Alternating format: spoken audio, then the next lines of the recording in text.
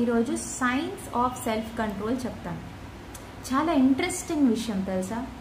అంటే మనం అనుకుంటాము మనం చాలా సెల్ఫ్ కంట్రోల్ చేసుకోగలుగుతాము అండ్ మనము వాట్ ఎవర్ మనం అనుకున్నది సాధించగలుగుతాము. కానీ మైండ్ పైన చాలా చాలా ప్రెషర్ పడుతుంది ఇట్లాంటి సిచ్యువేషన్స్లో.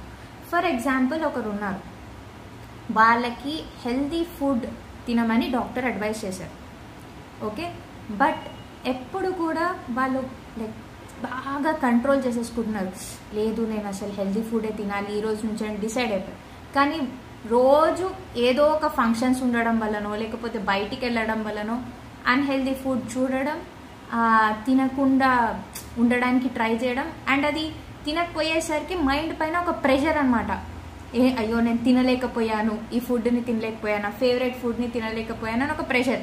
మళ్ళీ దాంతోపాటు ఆ హెల్తీ ఫుడ్ తింటుంటే ఇష్టం కూడా ఉండదు, ఎందుకు తింటున్నానో ఏమో అన్నట్టు. సో దీనివల్ల ఏంటంటే ఈ చాలా సెల్ఫ్ కంట్రోల్ చేసుకోవడం వల్ల ఈ మైండ్ పైన చాలా ప్రెషర్ పడుతుంది. సో అసలు సెల్ఫ్ కంట్రోల్ అనేది ఎలా చేసుకోవాలి?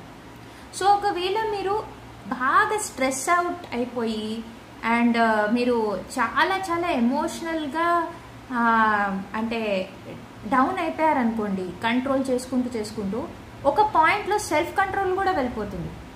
అంటే బాగా స్ట్రెస్ అయిపోయారనుకోండి, మీకు ఇంకా అబ్బా పోనీలే తింటే ఏమైంది, ఏమవుతుంది తింటే, సరే తింటాను నా ఇష్టం, నా బాడీ కదా నా ఇష్టము, నేను తింటాను అన్హెల్దీ అని ఒకరోజు తినేస్తారు, ఇంకెక్కువ తినేస్తారు ఆ ప్రెషర్లో.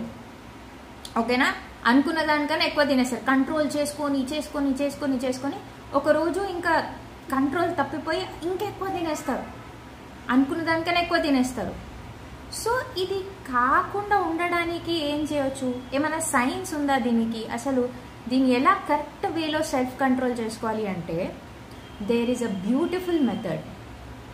సో మీకు ఎప్పుడైతే సెల్ఫ్ కంట్రోల్ చేయాలి అని అనిపిస్తే ఆ విషయాన్ని చాలా స్లోగా మీ మైండ్కి దాన్ని అలవాటు చేయండి.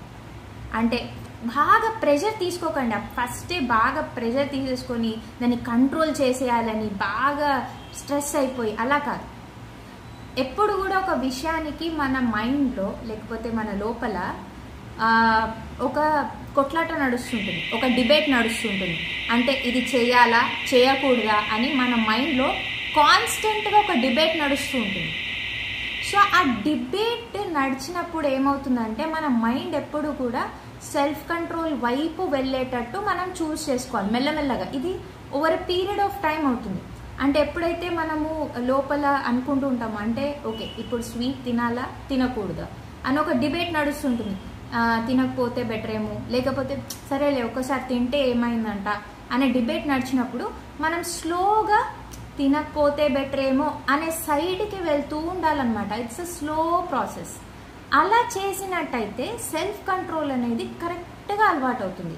లేకపోతే ప్రతిసారి మీరు అసలు ఆ డిబేటే పెట్టకుండా లోపల మీరు అసలు ఏం ఆలోచించకుండా బాగా స్ట్రెస్డ్గా అసలు నేను తినకూడదంటే తినకూడదు అని ప్రెషర్లో వచ్చేసారనుకోండి, ఒకరోజు బర్స్ట్ అయ్యి కంపల్సరీ మీరు స్వీట్స్ బాగా ఎక్కువ తినేస్తారు, అనుకోకుండా ఎక్కువ తినేస్తారు.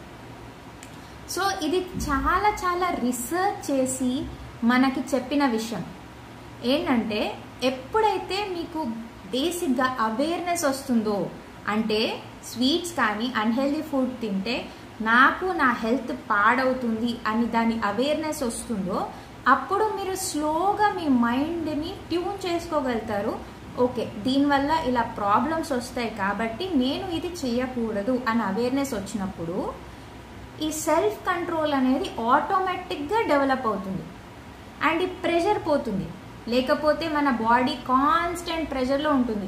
అయ్యో ఇది చేయకూడదు, అయ్యో ఇది చేయకూడదు, అయ్యో ఇది నేను తినకూడదు అని కాన్స్టెంట్ ప్రెషర్ పెట్టారనుకోండి, అనుకోకుండా ఎక్కువ తినేస్తారు, లేకపోతే ఎక్కువ చేసేస్తారు, బర్స్ట్ అయిపోతారు. సో ఇది అవాయిడ్ చేయాలి అంటే మనం కంపల్సరీ మనము ఇది అర్థం చేసుకోవాలి, ఈ సైన్స్ని అర్థం చేసుకోవాలి. సో ఇలాంటి మరిన్ని వీడియోస్ కోసం నా యూని ఫాలో అవ్వండి. Thank you.